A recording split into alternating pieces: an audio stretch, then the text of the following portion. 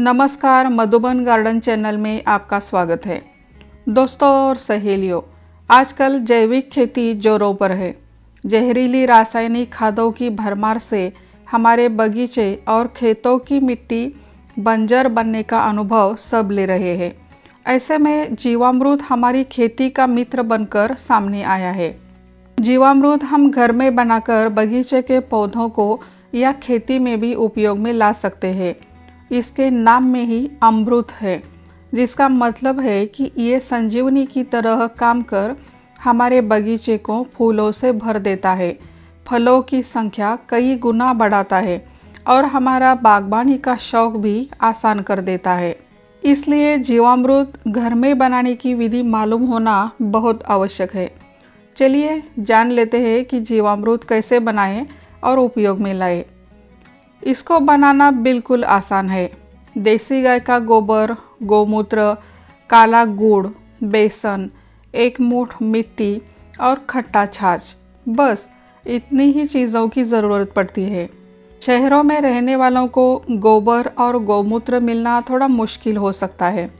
शायद ये चीज़ें भी खरीदनी पड़ेगी।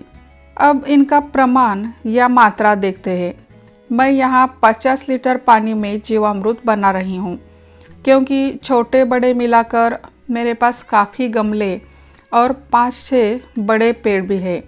तो आपको 2.5 किलो गोबर, 2 लीटर गोमूत्र, काला गुड़ 250 ग्राम, बेसन आटा 250 ग्राम, एक मुट्ठ मिट्टी और 2 लीटर खट्टा छाछ, इतना सामान लेना है। गुड़ की जगह आप गन्ने का 2.5 लीटर रस भी ले सकते हैं या फिर दोनों भी ले सकते हो। एक मुट्ठ पोहा और ह्यूमिक एसिड लेंगे तो अच्छा रहेगा, नहीं हो तो भी कोई प्रॉब्लम नहीं। अब इनके बारे में थोड़ा और जान लेते हैं। पानी थोड़ा पुराना लेना है, मतलब 1-2 दिन का, लेकिन स्वच्छ होना चाहिए। गोबर ताज़ा हो तो अच्छा, लेकिन 1 हफ्ते से ज़्यादा पुराना नहीं चलेगा, नहीं तो फिर बैक्टीरिया पैदा नहीं होती। काले गुड़ की पहचान करना एकदम आसान है। कलर डार्क होता है, वजन में हल्का और स्वाद में किंचित नमकीन होता है, सहज फूटता है। अब मिट्टी, यह मिट्टी बरगद, आम या पीपल के पेड़ के नीचे की हो तो ज़्यादा बेहतर होता है, क्योंकि उसमें सूक्ष्म जीवाणुओं की संख्या अधिक मात्रा में रहती है। अब आगे बढ़ने से मेरी एक रिक्वेस्ट है कि अगर आपने मेरे चैनल को अभी तक सब्सक्राइब नहीं किया है तो प्लीज़ अभी कर दीजिए और बेल आइकॉन का बटन दबा दीजिए। धन्यवाद। तो चलिए अब देखते हैं कि जीवामृत कैसे बनाया जाता है। सबसे पहले पानी छोड़कर बाकी सब चीज़ें गोबर में मिलाकर उसका अच्छे से गारा बना लेना है।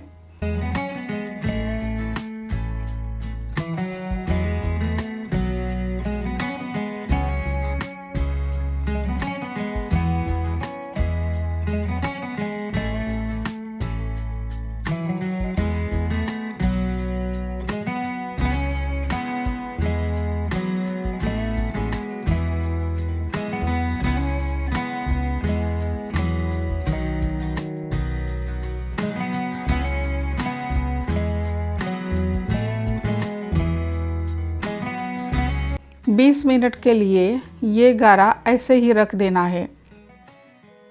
इस बीच एक प्लास्टिक बैरल में 50 लीटर पानी लेना है। 20 मिनट के बाद गोबर का गारा पानी में डालकर अच्छे से हिलाना है, जब तक कि इसका पतला सा घोल तैयार ना हो।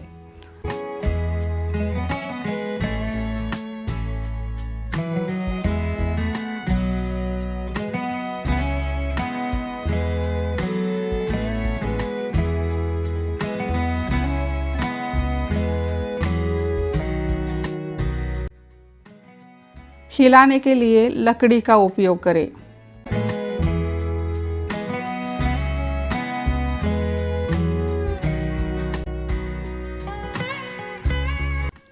हो गया। अब इसे बोरी के कपड़े से अच्छे से ढककर छांव में रखना है। 5 से 7 दिन तक इसको ऐसे ही ढक के रखना है। लेकिन हर सुबह और शाम इसे लकड़ी से अच्छी तरह हिलाना है।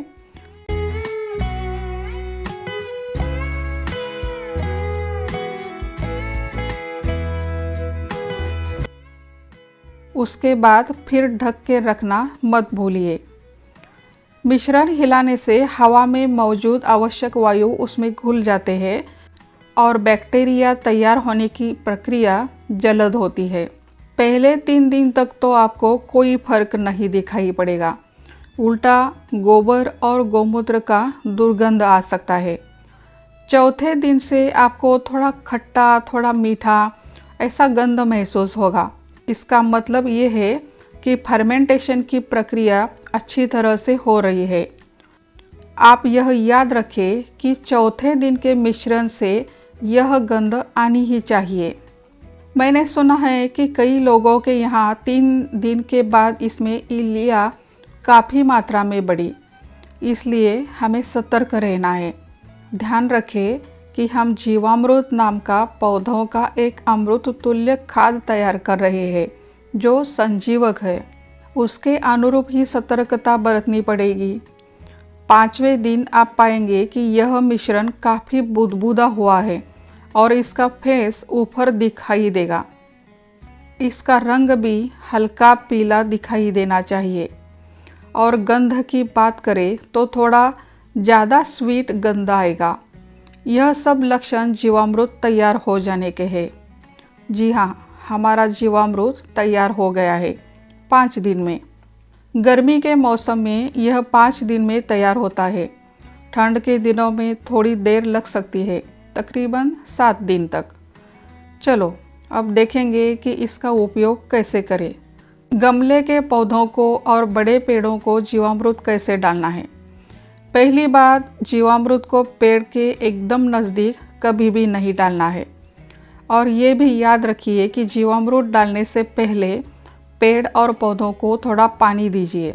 बड़े पेड़ के लिए तने से 2 से 3 फीट दूर खाई बनाकर उसमें 2-3 लीटर जीवामृत देना है। गमले के पौधों को डालते समय गमले की साइड से 1 कटोरा जीवामृत डालें। सीधा जड़ों को ना लगे, इसकी खबरदारी ले। सजावट के पौधे, फूलों के पौधे और टमाटर, मिर्ची, बैंगन जैसे सब्जी के पौधों को भी डाल सकते हैं। कैक्टस, सकुलेंट को भी डाल सकते हैं। मैं यहाँ जास्वंद, गुलाब, टमाटर, बैंगन आदि पौधों को डाल रही हूँ। पौधों की साइज के अनुसार 15 दिन में 1 बार या फिर महीने में 1 बार जीवामृत देना चाहिए। मतलब पौधों पर जीवामृत का परिणाम देखकर ही बीज का कालावधि तय करना चाहिए। जीवामृत, देखिए ये कोई फर्टिलाइज़र नहीं है। वो मिट्टी को ज़्यादा पोषक बनाता है, मिट्टी की गुणवत्ता बढ़ाने का काम वो करता है और झाग के माध्यम से मिट्टी को एक नैसर्गिक फफूंदनाशक मिलता है। मिट्टी में भुरभुरापन आकर केंचुओं की संख्या काफ़ी मात्रा में बढ़ जाती है और इसलिए जीवामृत डालने के तुरंत बाद फसलें और हमारे बगीचे के पौधे लहलहा हो जाते हैं। अगर आप उनकी पत्तियों को देखेंगे तो ज़्यादा फ्रेश दिखाई देती है। मतलब ये कि जीवामृत की वजह से मिट्टी सदैव जीवित और उपजाऊ रहती है और गमले की मिट्टी बार बार नहीं बदलनी पड़ती।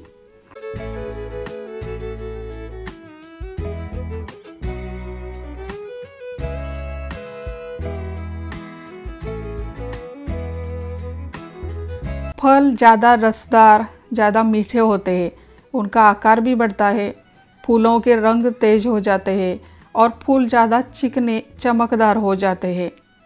देखिए, हमें पता है कि अगर सफ़ेद जड़ें ज़्यादा हो तो पौधों की ग्रोथ बढ़िया होती है। यही सफ़ेद जड़ों की संख्या बढ़ाने का काम जीवामृत करता है और इसके परिणाम से पौधों पेड़ों का शाखीय विकास होता है, टहनियाँ ज़्यादा फूटती है और पौधा हरा भरा रहता है। हम इसे कीट प्रतिबंधक के तौर पर भी इस्तेमाल कर सकते हैं। जितना जीवामृत उतना ही पानी मिलाकर हम इसे पेड़ों पर फुआर सकते हैं। इससे फफूंद का भी कंट्रोल हो जाएगा। छिड़काव करने से पहले जीवामृत को छानना ज़रूरी है। जो भी तलछट बचता है उसे कंपोस्ट के लिए पूरक के तौर पर इस्तेमाल में लाइए।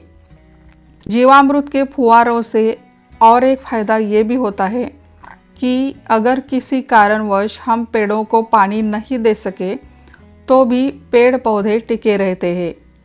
अब अंत में सबसे बड़ा सवाल, यह तैयार जीवामृत कितने दिन तक टिकता है? क्या इसकी एक्सपायरी है? जी हाँ, अगर बचा हुआ जीवामृत एक सप्ताह से ज़्यादा तक रखा गया तो ये खराब होना शुरू हो जाता है। इससे एक दुर्गंध आनी शुरू होती है या फिर रंग बदलने लगता है। तब आप समझ जाइए कि इसकी उपयुक्तता खत्म हो गई है। आप उसको कंपोस्ट या किचन वेस्ट में पूरक के तौर पर ही कर सकते हैं। एक बात बताना ज़रूरी है कि नहीं पता नहीं, लेकिन बता देती हूँ। जिस कालावधि में हम जीवामृत का उपयोग कर रहे हैं उस वक्त साथ में रासायनिक खाद बिल्कुल भी इस्तेमाल नहीं करना चाहिए। और मुझे यकीन है कि हमारे जीवामृत का प्रभाव देखने के बाद आप रासायनिक खाद की मर्यादाओं को पूरी तरह से भूल जाएंगे। मैंने छोटी बड़ी पेड़ पौधों के लिए 50 लीटर जीवामृत बनाया था। उसकी प्रयोग से मेरे फूल वाले पेड़ों पर एक नैसर्गिक चमक आ गई।